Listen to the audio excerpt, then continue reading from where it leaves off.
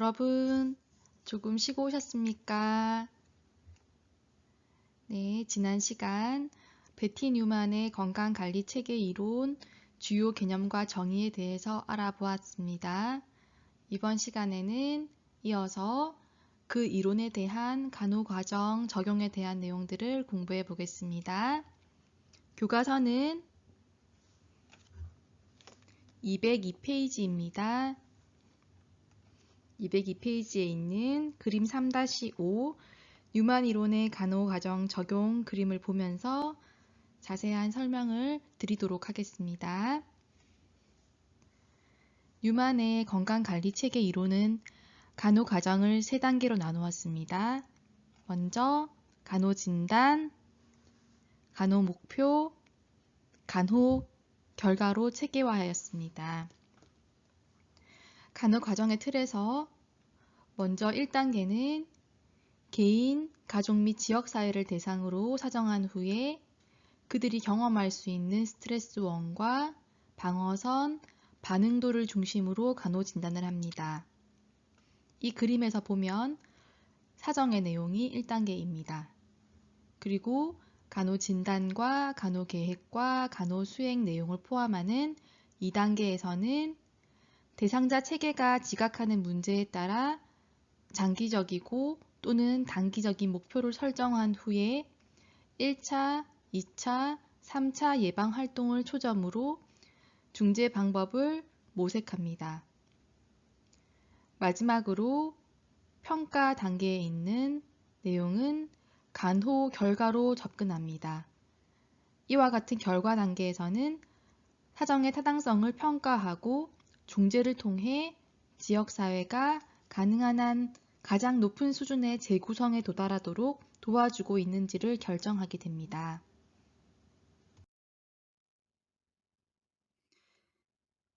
뉴만 이론에 근거한 지역사회 간호 사정 지침입니다.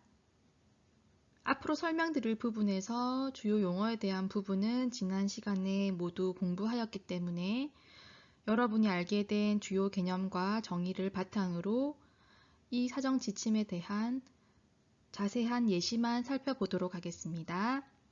먼저 기본 구조에서 주요 변수들이 되는 내용들입니다. 지역사회라는 기본 구조를 바탕으로 하였을 때 이들의 생리적 특성은 지역사회의 물리적 환경 또는 주민들의 인구 구조 및 어떻게 분포하고 있는지에 대한 통계, 그리고 의료 자원이 어떻게 분포하고 있는지, 또한 지역사회의 건강 수준은 어떠한지, 그에 따른 질병 상태는 어떠한지에 대한 내용들이 생리적 특성에 포함됩니다. 또한 지역사회 간의 의사소통, 주민들 간의 자율성, 그들만의 유대관계와 결속력은 기본 구조의 심리적 특성에 들어갑니다. 또한 지역사회 내의 문화, 전통, 교육, 직업, 안전, 교통, 산업, 보건사업 수준 또는 사회사업 등은 사회문화적 특성에 포함됩니다. 지역사회의 역사와 개발 상태, 앞으로의 발전 계획과 관련된 내용들은 발달적 특성에 포함됩니다. 마지막으로 건강에 대한 지역사회 사람들의 태도, 가치관, 신념, 종교에 대한 분포, 기타 영적인 추구 양상 등은 영적인 특성에 포함됩니다.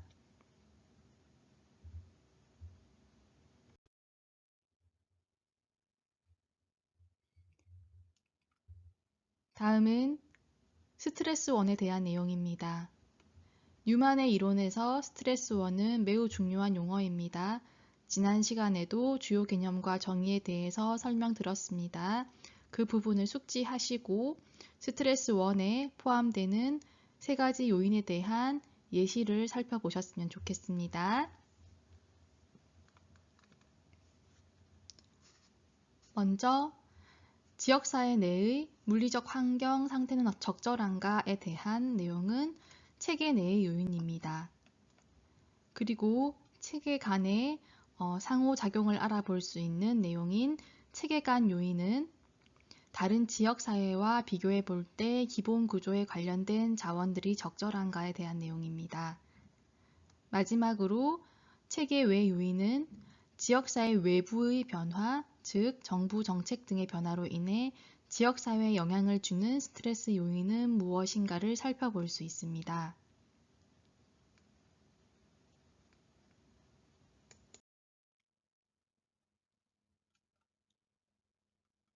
지금 우리가 살펴볼 내용은 방어선에 대한 내용입니다. 네, 이 부분에 대해서는 국가고시에서 기출이 자주 되기 때문에 중요하게 여러분이 살펴보시고 이해하고 넘어가셔야 된다고 제가 설명드린 적이 있습니다. 순서로서는 정상방어선, 유연방어선, 저항선으로 내용을 정리해 놓았는데요. 이것은 교과서상의 순서이고 저희가 지난 시간에 함께 공부했던 그림을 떠올려 보도록 하겠습니다. 여기서 방어선 중에 가장 밖에 있는 방어선인 유연방어선을 떠올려 보도록 하겠습니다. 유연방어선은 스트레스원이 정상방어선까지 침투하지 못하도록 완충 역할을 하는 방어선이라고 하였죠. 네. 그렇기 때문에 이 부분에서는 지역사회의 보건의료체계는 적절한지, 의료기관의 분포 상태가 적정한지, 의료 서비스의 질이 양호한지를 살펴볼 수 있습니다. 그리고 한 단계 안으로 들어가 보겠습니다. 유연방어선을 뚫고 들어가면 정상방어선이 나옵니다. 정상방어선은 대상 체계가 오랫동안 유지해온 평행 상태라고 하였습니다. 이 평형 상태에서 지역사회 주민들의 건강에 대한 태도나 문제 해결 능력, 대처 능력은 어떠한지, 이들의 건강 상태는 어떠한지, 이들을 둘러싸고 있는 물리적 환경 요소들은 적절한지를 살펴볼 수 있습니다.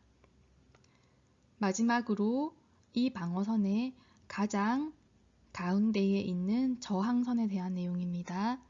저항선은 지난 시간에도 우리가 함께 공부했지만 스트레스원이 대상 체계의 기본 구조를 침투하지 못하도록 보호하는 내적 요인이라고 설명드렸습니다.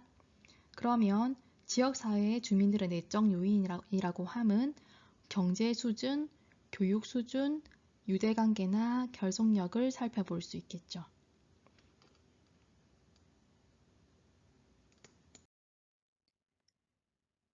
네, 이번 페이지는 뉴만의 건강관리체계 이론을 지역사회를 대상으로 한 간호사업에 적용하는 방법을 구체적 사례를 중심으로 설명한 내용입니다.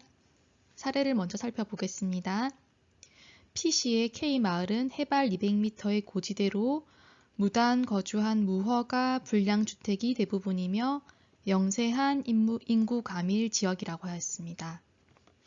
네, 그리고 마을의 주요 시설로는 복지관, 이발관, 미용실, 목욕탕, 교회, 절, 약국이 각각 1개소가 있다고 하였습니다. 여기서 생리적 특성을 알 수 있죠. 또한 교통수단으로서는 마을 저지대까지만 운영되는 마을버스만 있어 대부분의 주민들이 교통 문제를 불편사항으로 호소하고 있다는 사회문화적 특성을 살펴볼 수 있습니다. 종교는 불교가 많고 특히 다른 지역에 비해 무속신앙을 믿는 사람들이 많다고 함으로써 이 기본 구조의 영적 특성을 살펴볼 수 있습니다. 얼마 전 마을 부근에 큰 신발 공장이 생겨 부녀자들이 많이 취업을 하여 어린이를 돌볼 시간이 부족해 자녀들을 복지관의 어린이집으로 보내거나 그대로 집안에 방치해 두고 있음을 알 수 있습니다. 가옥 소유는 자가가 60% 정도 되나 평수가 너무 작고 대부분의 주민들이 공동 화장실을 사용하고 있어 화장실이 비위생적으로 관리되고 있습니다. 마을 주민들은 생활보호 대상자가 많고 주된 직업은 노동과 가내수공업입니다. 이를 통해서 사회문화적 특성을 살펴볼 수 있으며 마을 주민들의 교육 수준은 대체로 낮습니다.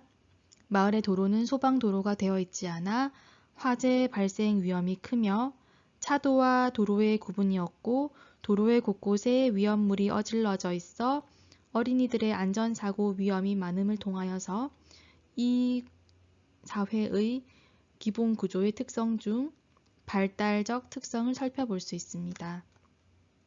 또한 주민들은 대체로 건강관리에 무관심하며 주민의 20%가 고혈압을 앓고 있으며 최근 지역사회 건강진단 시 당뇨병과 뇌졸중 환자도 점차 증가하고 있다는 추세를 비추어 보아 이 사회의 생리적 특성 또한 살펴볼 수 있습니다.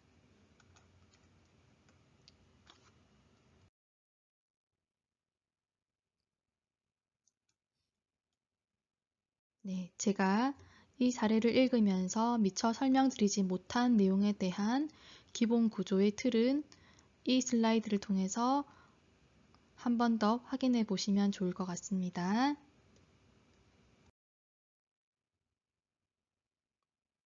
네, 이 사례에 대한 스트레스 원에 대한 내용입니다. 체계내 요인으로는 상하수도 및 소방도로 시설이 미흡하고 인구가 과밀되어 있으며 쓰레기 방치와 화장실이 비위생적으로 관리될 수 있다는 점, 그리고 시장권이 형성이 안 되어 있고 성인병 환자가 증가하고 있고 도로 불량으로 인한 안전사고의 위험 등이 증가하고 있다는 것입니다. 또한 이 마을 내에서의 체계 간 요인으로는 교통수단이 불편해서 주민들이 보건소나 의료기관의 이용률이 낮다는 것과 다른 사회와의 비교 시에 지역사회 자원인 마을 내 주요 시설이 부족하고 이로 인하여서 주민들의 불편감과 불만이 증가된다는 점입니다. 그리고 마지막 스트레스 원의 요인인 체계 외 요인에서 이 마을에 외부적인 요인이 새로운 신발 공장이 설치된 것인데요. 이로 인해서 외부 사람들이 전입하고 전출하는 빈도가 많아졌고 또 이 공장에 취업하는 부녀자들로 인하여서 자연스럽게 방치되는 어린이 보호 및 관리 문제가 발생하고 있습니다.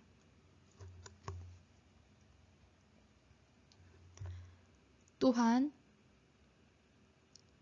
스트레스원이 정상 방어선까지 침투하지 못하도록 완충 역할을 하는 유연 방어선에서는 의료기관이 부재하고 있으며 부적절한 보건의료 체계가 만연하여 있고 교통수단까지 불편하여서 다른 지역의 자원 활용이 어려운 점을 들 수 있습니다.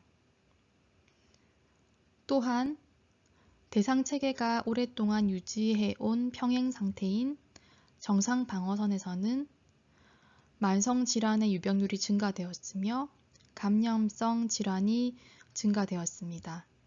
심지어 주거 환경이 부적합하여서 사고의 위험성까지 도사리고 있음을 알고 있습니다. 이에 대한 주민들은 건강 문제 인식 및 문제 해결 능력이 부족하여서 매우 위험한 상황에 놓인 것으로 살펴볼 수 있겠습니다. 네, 제가 지난 시간에 신체 면역 체계를 예를 들어서 설명했던 저항선의 부분입니다. 저항선은 스트레스원이 대상 체계의 기본 구조를 침투하지 못하도록 보호하는 내적 요인이라고 하였는데요. 우리가 지금 살펴보고 있는 사례 내에서는 부적당한 건강관리 행위와 낮은 삶의 만족감, 경제 수준 및 교육 수준, 다른 지역에 비해 무속신앙을 믿는 사람이 많다는 점에서 저항선을 포함하고 있었습니다. 네, 지금까지 살펴본 내용들을 바탕으로 간호 진단을 내려보겠습니다.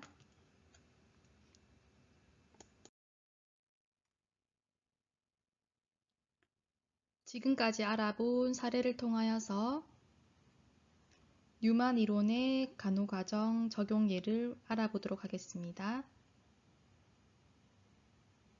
이 표를 바탕으로 설명을 한 후에 건강관리 체계 이론을 마무리하도록 하겠습니다. 이 사례를 바탕으로 우리가 내릴 수 있는 간호진단은 다음과 같습니다. 부적절한 질병관리로 인한 만성질환자 증가, 비위생적인 화장실 관리로 인한 수인성 감염병 발생 가능성, 쓰레기 관리 불량으로 인한 비위생적인 환경 관리, 부적절한 물리적 환경으로 인한 안전사고 위험 발생 가능성, 경제적 어려움과 관련된 주민들의 낮은 삶의 만족감, 의료기관의 부재와 관련된 부적당한 건강관리 행위가 간호진단으로 도출되었고요. 이에 대한 간호중재를 위해 1차 예방, 2차 예방, 3차 예방으로 간호중재를 나누어서 제공할 수 있습니다. 먼저 지역 주민의 건강교육과 지역사회 내 위험 요인을 감소시키고 지역 주민의 식이조절, 적절한 운동, 수면 등 스트레스 대처 전략을 마련함으로써 지역사회의 유연 방어선 및 정상 방어선을 강화할 수 있겠습니다. 다음으로 지역사회 문제의 조기 발견, 지역사회 문제 해결을 위한 자원 활용 및 의뢰를 통하여서 지역사회의 저항선을 강화할 수 있겠습니다. 이러한 노력에도 불구하고 저항선이 위협을 받게 되었을 때에 새로운 삶의 양식에 적응하기 위한 재교육과 더불어 발생 가능한 문제 예방을 위한 교육, 그리고 지역사회 재활 사업 제공을 통한 지역사회 체계의 안정성을 유지할 수 있게 될 것입니다. 네, 여기까지가 베티 뉴만의 건강관리 체계 이론에 대한 내용입니다. 용어를 정확하게 기억하시고 그에 대한 적용을 잘 하실 수 있도록 한 번 더 사례를 읽어보시면 유익할 것 같습니다.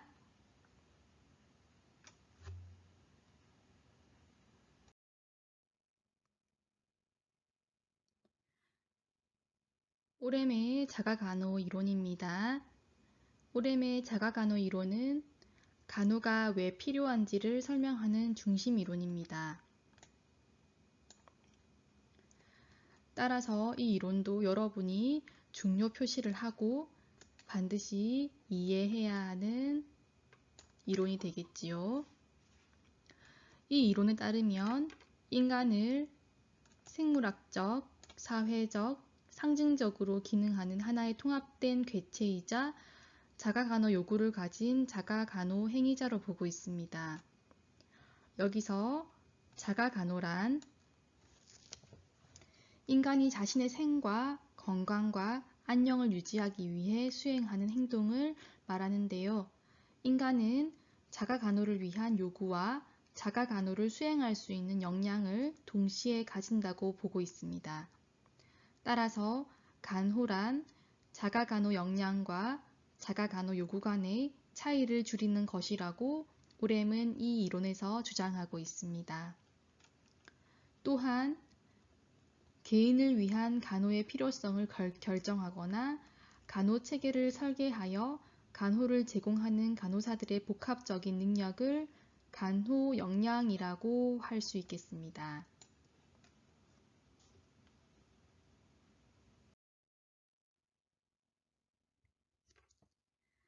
지금부터는 오렘의 자가간호 이론의 주요 개념 및 정의에 대해서 알아볼 건데요.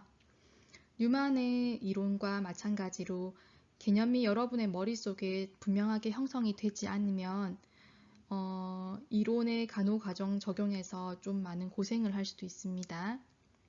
학기 시작부터 이론을 줄줄이 공부를 계속하고 있는데요. 머리가 많이 아프시지요.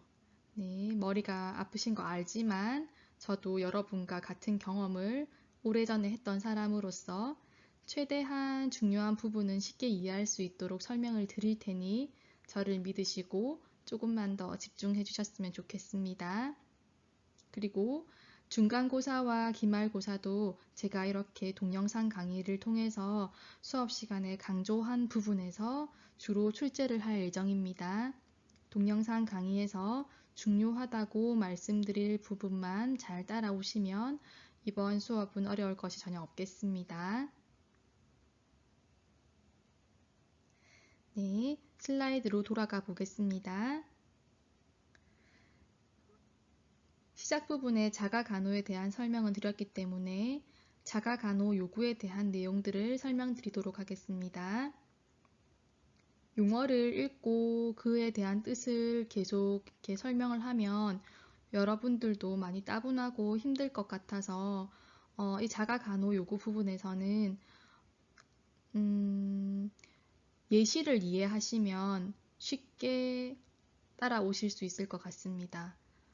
먼저 1번에서 음식 섭취와 배설, 활동과 휴식, 사회적 상호작용 등의 인간의 기본적인 욕구를 충족시키는 행동들을 일반적 자가간호 요구라고 합니다.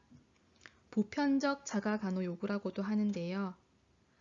그 다음으로 넘어가 보겠습니다.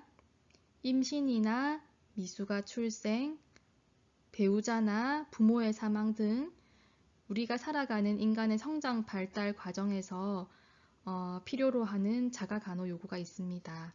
이를 발달적 자가간호 요구라고 합니다. 또한 위절제술 후 식단을 변경하는 것 또는 콜로스토미 환자의 질병 치료에 대처하는 행동 등의 자가간호 요구 또는 당뇨병 환자의 혈당관리법 등 질병 상태나 진단과 치료에 관계된 비정상적 상태에 대한 자가간호 요구를 건강이탈적 자가간호 요구라고도 합니다. 예시를 이해하시면 용어를 이해하시기에 훨씬 수월합니다. 이 점 분명하게 숙지해 주셨으면 좋겠습니다.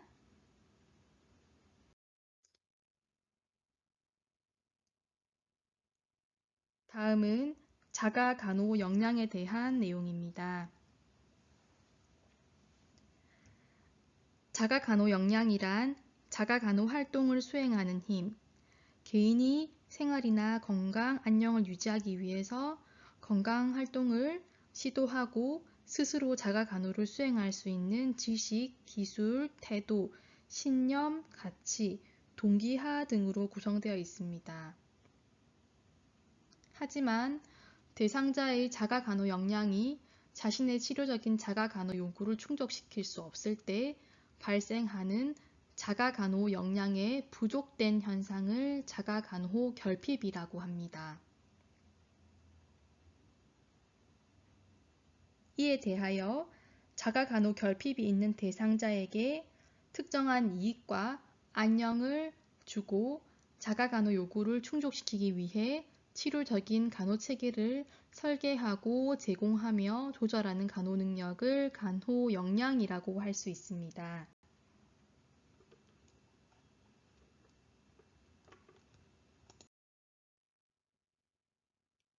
다음은 간호 체계에 대한 내용입니다. 간호 역량을 갖춘 간호사가 수행하는 실무 활동이 있는데요. 대상자가 자가 간호 능력을 발달시킬 수 있도록 우리가 적합한 간호 체계를 처방하고 또한 설계하여서 직접 간호를 제공하는 체계적인 간호 활동을 간호 체계라고 합니다. 좀 이해가 되시나요? 어려운 내용은 아니거든요. 그래서 편하게 들으시면 될 것 같습니다. 방금 설명해드린 간호 체계에는 세 가지의 체계가 포함되어 있습니다. 먼저 개인이 자가 간호 활동을 거의 수행하지 못하는 경우가 있는데요. 이런 경우에 간호사가 온전히 전적으로 그 환자를 위하여서 모든 것을 도와주거나 해주거나 또는 그 활동을 도와주는 경우를 전체적인 보상 체계라고 합니다. 또한 두 번째로 개인이 일반적으로 자가 간호 요구는 충족이 가능합니다. 하지만 건강 이탈 요구를 충족시키기 위해서는 도움이 필요한 경우가 있습니다. 이때 간호사와 대상자가 함께 건강이라는 목표를 가지고 간호를 수행하는 것을 부분적 보상 체계라고 합니다. 마지막으로 2017년도 국가고시에서 기출된 부분인데요. 네. 지지적 교육 체계에 대한 설명을 드려보겠습니다. 대상자가 자가 간호 요구를 충족시키는 자원은 가지고 있어요. 그런데 의사를 결정한다든지 자신의 행위를 조절한다든지 또는 어떠한 지식이나 기술을 획득하는 데 있어서 간호사의 도움이 필요한 경우가 있습니다. 그런 경우에 간호사는 이 대상자를 지지하고 또한 지도하며 발전적인 환경을 제공할 수 있습니다. 그런 내용들을 지지적 교육 체계라고도 하며 또한 다른 교과서에서는 교육적 보상 체계라고도 명명을 하고 있습니다. 그래서 이 부분에 대한 것들은 국가고시에 한번 나왔던 내용이기 때문에 이런 것들을 있구나 하고 개념을 구분할 수 있으시면 좋을 것 같습니다. 오렘의 자가간호 이론 개념의 마지막 부분인 기본 조절 요인입니다. 이는 성별, 연령, 발달 상태, 건강, 사회-경제적 요인, 보건의료 시스템, 가족 시스템, 환경적 요인, 자원 동원 가능성 등 자가간호 역량과 자가간호 요구, 간호 역량에 영향을 미치는 요인을 말하며 이를 기본 조절 요인이라고 합니다. 한번 읽고 넘어가시면 되겠습니다.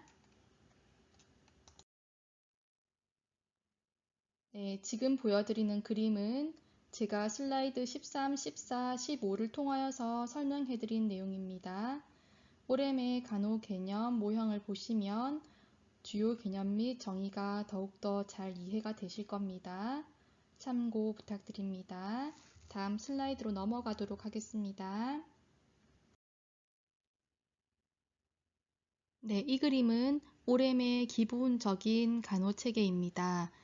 이전에 제가 간호체계에서 설명드렸던 내용을 그림으로 나타낸 것입니다. 이 내용은 전체적, 부분적, 지지적 간호체계에 대한 설명을 담고 있습니다. 다음 슬라이드로 넘어가도록 하겠습니다. 이론의 간호과정 적용으로 넘어가도록 하겠습니다. 오렘은 간호과정의 단계를 지적인 면과 실제적인 면의 두 가지 측면으로 나타냈습니다. 1단계는 환자가 간호를 받아야 하는 이유에 대한 결정으로 지적 단계이고 2단계는 체계적인 계획으로 치료적인 자가 간호와 간호 전달이 포함됩니다.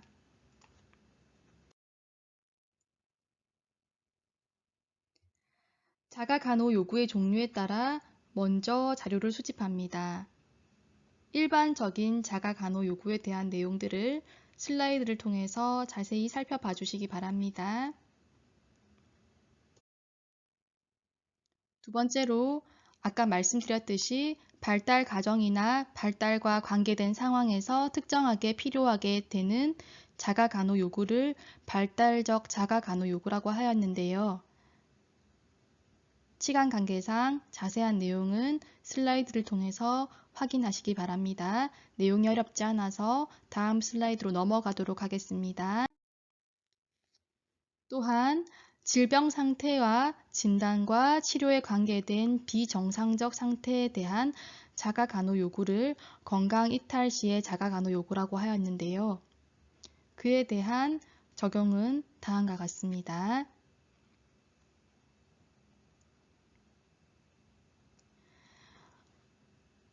오렘의 자가 간호 이론으로 가족을 사정하는데요.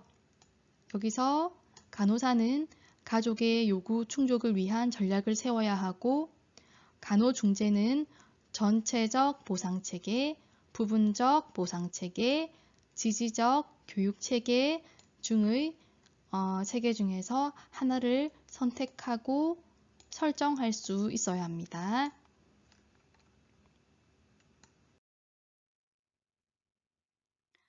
네, 여러분. 다음 사례를 통하여서 이론의 지역사회 간호를 적용해 보도록 하겠습니다. 시간 관계상 이걸 다 읽으면 시간이 많이 가기 때문에 여러분 내용을 다 읽어 주시고요. 다 읽었다고 생각하고 내용을 체크하면서 지역사회, 지역간호 적용에 대한 자가간호 요구 사정을 살펴보도록 하겠습니다. 먼저 이 내용을 읽으면서 저는 개인적으로 일반적 자가간호 요구, 그리고 발달적 자가간호 요구, 건강이탈적 자가간호 요구를 체크하면서 이렇게 나누어 보았습니다. 제가 빨간 펜을 가지고 있는데요. 여러분도 저와 같은 방법으로 표시를 해가면서 읽으시면 훨씬 이해하시기 좋을 것 같습니다. 저는 먼저 건강이탈적 자가간호 요구에 체크를 하도록 하겠습니다. 뇌졸중, 그리고 편마비, 거동을 못하고 욕창, 피부가 빨갛게 되고 또 어떤 내용이 있죠? 두통, 어지럽고 혈압이 170에서 96, 그리고 인간요법을 하고 있고 이런 내용들을 통해서 건강이탈적 자가간호 요구가 있음을 알 수 있습니다. 그리고 색깔을 한번 바꾸어 볼게요. 일반적 자가간호 요구를 한번 살펴보겠습니다. 목욕, 빨래, 대소변을 혼자서 받아내고 짠 음식 좋아하고요. 그리고 공동 화장실 쓰고 있고 식수, 가스 사용하고 있고 부엌 구조와 난방연료, 실내 환기, 쓰레기 문제, 파리가 들끓고 있고 가파른 계단, 주변 환경 상태가 약간 지저분하고 등등으로 이렇게 체크를 해가면서 사례에 대한 간호 사정을 해보시면 좋을 것 같습니다. 그리고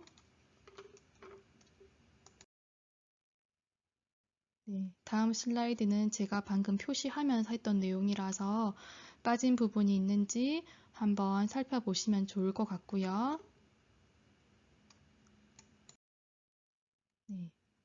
미처 사례를 읽으면서 제가 체크하지 못했던 발달적 간호 요구에 대한 내용들도 교과서와 수업 자료에 잘 제시되어 있습니다.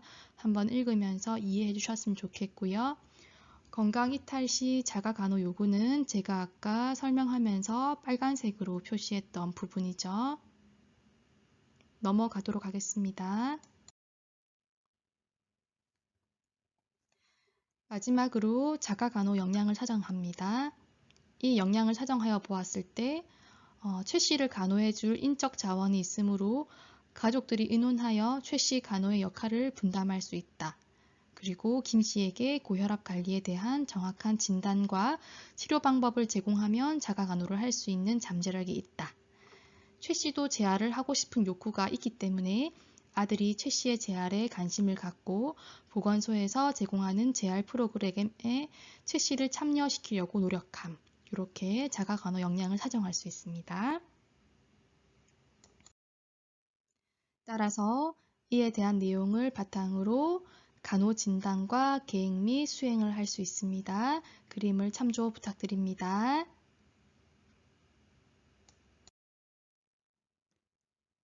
드디어 마지막 슬라이드입니다. 우리가 지금까지 살펴본 사례들을 통하여서 간호 진단 및 간호 목표를 세웠고 그에 따른 간호 계획 및 수행을 표로 정리해 놓은 내용입니다. 한번 살펴보시면 될 것 같습니다. 내용이 어렵지 않거든요. 여러분 수업 어떠셨나요? 제가 최대한 여러분이 힘들지 않도록 수업을 진행하고자 많이 신경을 쓰긴 썼는데 시간이 많이 지체된 점 굉장히 죄송하게 생각합니다. 지치지 않고 즐겁게 수업하실 수 있도록 또한 중요한 부분만 잘 선정하여서 집중되게 알려드릴 수 있도록 많이 노력하겠습니다. 수업 시간 관계상 이해가 되지 않는 부분이라든지 질문이 필요한 부분들은 네이버 밴드나 메시지를 통하여서 저에게 질문해 주시면 성실하게 답변을 드리도록 하겠습니다. 네, 3주차 수업은 여기까지이고요. 네, 출석 댓글 꼭 남겨주시기 바랍니다. 동영상 마지막에 퀴즈를 제시해 놓았습니다. 댓글 꼭 남겨주시고요. 다음 시간 4주차 수업에는 로이의 적응 이론에 대하여 공부해 보도록 하겠습니다. 무더운 여름에 정말 수업하시느라 수고 많으셨습니다. 다음 수업 시간에 뵙겠습니다. 안녕히 계세요.